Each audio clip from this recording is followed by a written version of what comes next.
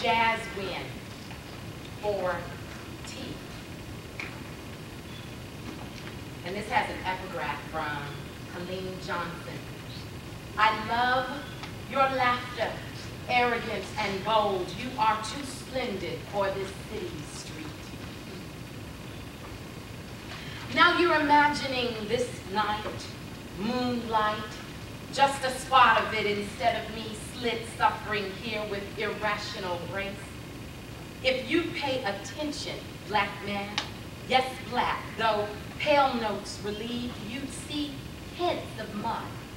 You'd know the roots I'm conjuring are way too lasting for your own sweet good. Now think of Billy, cloaked by Prez's tune, a too splendid tin-blared riff. But then again, that evokes the city, jazz when I'm country, and the blues. What am I saying? My need for you shames me sometimes, and there it is. I sing, you laugh at our lovely discord. Now I'm wounded, your pastoral, dear, dear.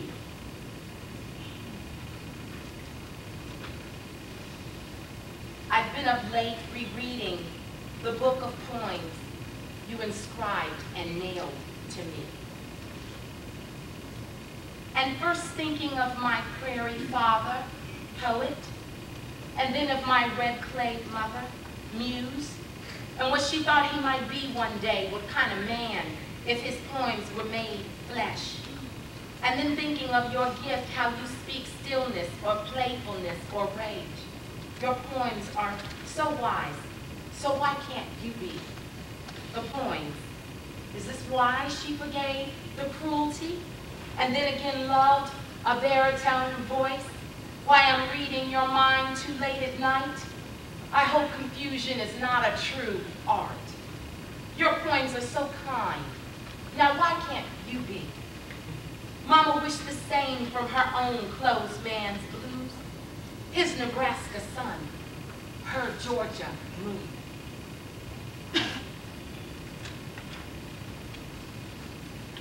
The blues I don't want to remember.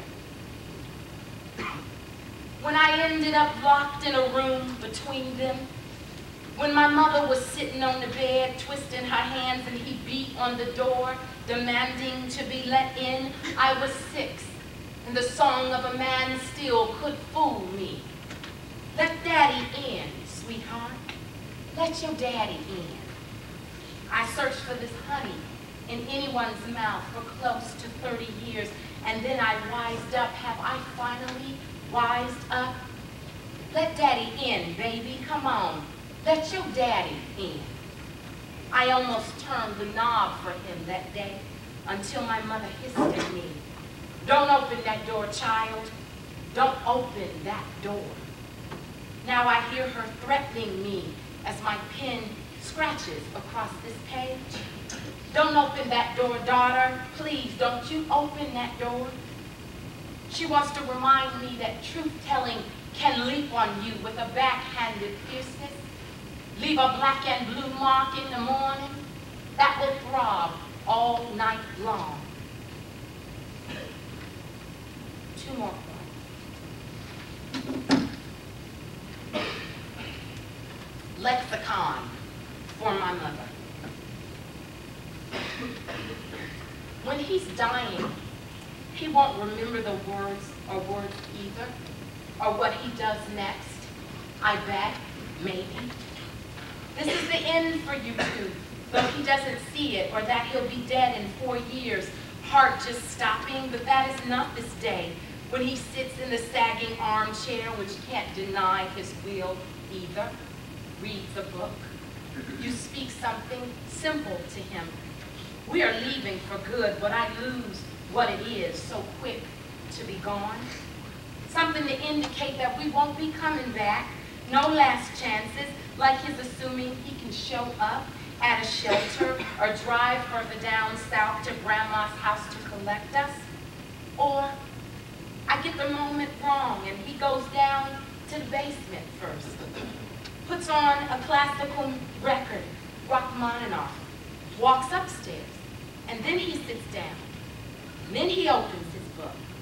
ignores you, stops, cocks his head in that fine, sensitive way that I will always adore, ignores you some more, tries to find blues in that European music, a paradox. But that is my father, kind to strangers, slapping one of us at home upside our heads, searching for beauty in everything except in his family or his own reflection, not bothering to plead with you like he has those other times. I'm sorry, baby, don't go, please, don't go. The way a man is supposed to in the best songs. I want you to toss something hard at him. I'm scared we will return. I'm scared we won't return. You know, don't you? The burning between my legs, the pain in my side that I won't recognize for a few years.